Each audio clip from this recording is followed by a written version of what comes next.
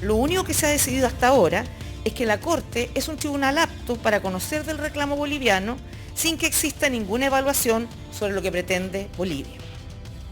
Aunque no todos los estados del mundo han aceptado su jurisdicción, la adherencia a la Corte Internacional de Justicia sigue siendo masiva. La gran mayoría de sus fallos suelen ser cumplidos, pero otras veces falta voluntad política y jurídica para lograrlo. A continuación veremos un resumen de los casos más sonados en nuestro continente. Las diferencias entre países vecinos ocupan gran parte de la agenda de la Corte Internacional de Justicia, un mediador independiente que entra en escena para reducir las tensiones y aliviar aquellos problemas, aquellas discusiones donde la diplomacia no basta. Los países latinoamericanos son inquilinos frecuentes de la Corte, ya que hoy por hoy el 40% de los casos por resolver nacen desde el sur de Argentina hasta el norte de México. Entre ellos resaltan Nicaragua y Colombia, clientes frecuentes de la justicia internacional por diferencias territoriales, hasta el punto de enfrentar a ambos sobre la soberanía del archipiélago de San Andrés, Providencia y Santa Catalina, que al final quedó en manos de los colombianos. Otro caso reciente de La Haya involucra también a Nicaragua, que se enfrentó a su vecino del sur, Costa Rica, por la soberanía de la conocida Isla Calero, además del derecho de tránsito sobre el río San Juan, que dibuja el límite entre ambas naciones. De nuevo, Nicaragua escuchó un fallo en contra de sus intereses. Lo mismo sucedió con Honduras. Los nicaragüenses exigían un espacio del Mar Caribe de unos 130.000 kilómetros cuadrados, y aunque esta vez obtuvieron la razón en cuanto a cuestiones de límites, 4 pequeñas islas en disputa quedaron como parte de Honduras. Ahora llevamos nuestra atención hasta el sur del continente para conocer un caso insignia de la Corte Internacional de Justicia, uno de los más mediáticos de su historia, que mantuvo 4 años a los argentinos y a los uruguayos enfrentados por la instalación de una planta de celulosa en Uruguay y que, según sus vecinos, contaminaba más allá de sus fronteras. El fallo: la planta quedó operando con supervisión de ambos países. Chile y Bolivia continúan una lucha histórica habitual en La Haya, el derecho a una salida del mar independiente, un sueño boliviano que Chile convierte en pesadilla y que parece no tener fin. Pero no todos obedecen los fallos. Por ejemplo, la potencia número 1 del mundo, Estados Unidos, no solo una ni dos, sino 3 veces ignoró medidas de la Corte Internacional, que según la Convención de Viena, obligaba al gigante del norte, como cualquier otro país, a informar cuando un ciudadano extranjero es detenido. Esto llevó a Alemania a demandar a los estadounidenses, luego de que 2 de sus ciudadanos fueron detenidos, uno de ellos sentenciado a muerte. Y antes de resolverse el caso, se llevó a cabo la ejecución. Lo mismo pasó con Uruguay y México, pero igual que los alemanes, vieron como el país más poderoso del mundo era inmune a la Corte Internacional, que parece no tener siempre la última palabra. La última palabra o no necesariamente la última palabra. ¿Cuáles son esos efectos específicos cuando un Estado desacata un fallo de la Corte Internacional de Justicia? Bueno, primero que todo, el fallo es de acatamiento obligatorio. Eso significa que se tiene que hacer caso, o sea, es que estamos obligados a hacerle caso.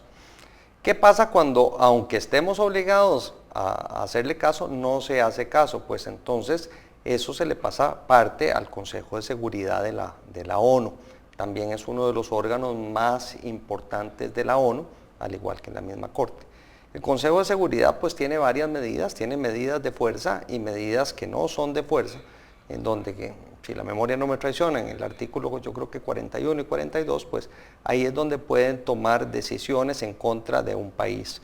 Históricamente, del 45 para acá, el Consejo de Seguridad ha tenido que intervenir en múltiples conflictos, no a raíz de la Corte de La Haya, porque los conflictos que van a la Corte generalmente son acatados, pero ellos sí han tenido que ver un montón de conflictos. Por ejemplo, los más sonados, el genocidio que hubo en la ex Yugoslavia, el problema que hubo con Siria con las armas estas químicas. Y en estos conflictos que han llegado al Consejo de Seguridad, ¿hay algún tipo de medidas coercitivas Sí, que claro. se toman? ¿Cómo qué? Por supuesto, por ejemplo, se han puesto bloqueos de venta de armas a ese país, digamos, un país que bueno, se ve que puede estar desestabilizando la paz mundial y la seguridad mundial, entonces se hace un bloqueo para que nadie más le pueda vender armas. Por ejemplo, a Libia se le hizo un bloqueo de vuelos de aviones militares para que, pensando en salvaguardar la población civil de bombardeos y que eso hizo más bien que cayera el gobierno de Libia de ese entonces, también porque aprovecharon eso algunos otros enemigos de Libia para poder hacer otras medidas unilaterales. Se genera como una serie, una cadena de efectos.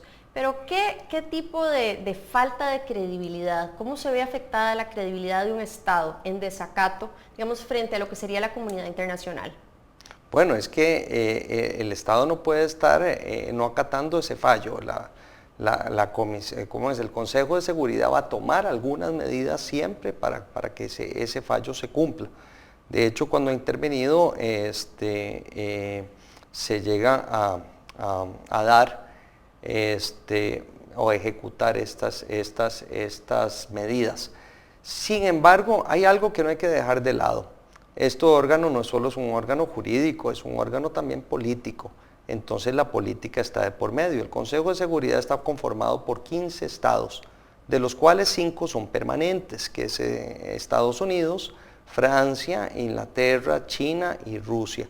Estos 5 que son permanentes pueden vetar cualquier resolución.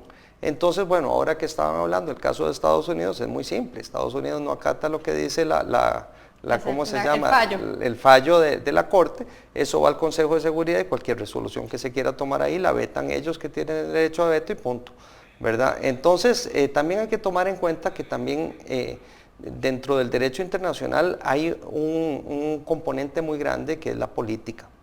Ahora, si pensáramos que un país, veámoslo, llamémoslo Costa Rica o llamémoslo Nicaragua, pensemos en algún país de la región que no cumple una de las sentencias y efectivamente es llamado al Consejo de Seguridad. ¿Existe la posibilidad, por ejemplo, de que algunos tratados comerciales existentes, que están en vigencia, se vean paralizados, se vean afectados por este incumplimiento que ya obviamente es al máximo nivel? Bueno, el Consejo de Seguridad puede sancionar con bloqueos comerciales, con bloqueos de todos tipos. A pesar de haber países ya firmantes a nivel bilateral o multilateral. Sí, es que bueno, es una decisión de un órgano supremo en ese aspecto. Sí hay que tomar en cuenta, como le decía, que a veces la política tiene que ver con eso. El problema, por ejemplo, entre Costa Rica y Nicaragua no era un problema de invasión, era un problema de ocupación, que es muy diferente, se ocupó una zona.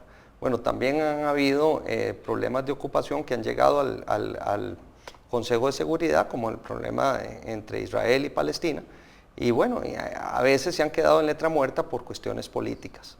Efectivamente.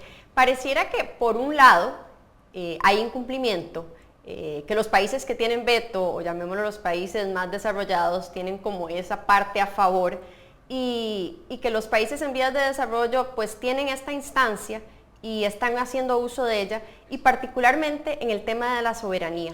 Y por eso quisiera que pensemos si los ciudadanos tienen algún instrumento para obligar al cumplimiento de estos fallos. Es decir, ¿podrán los ciudadanos encontrar una manera de reunirse, de buscar algún medio social para ejercer, para que las autoridades cumplan con los fallos internacionales? Ya volvemos para responderle esta inquietud. La resolución de la Corte Internacional de Justicia en La Haya plenamente satisface la valoración nacional de que su territorio fue en su momento invadido por Nicaragua en un acto de abierta ilegalidad que hoy ha sido cosa que ha sido ratificada por la Corte Internacional de Justicia, que constituye la reivindicación absoluta de la tesis nacional sobre la integridad de nuestro territorio.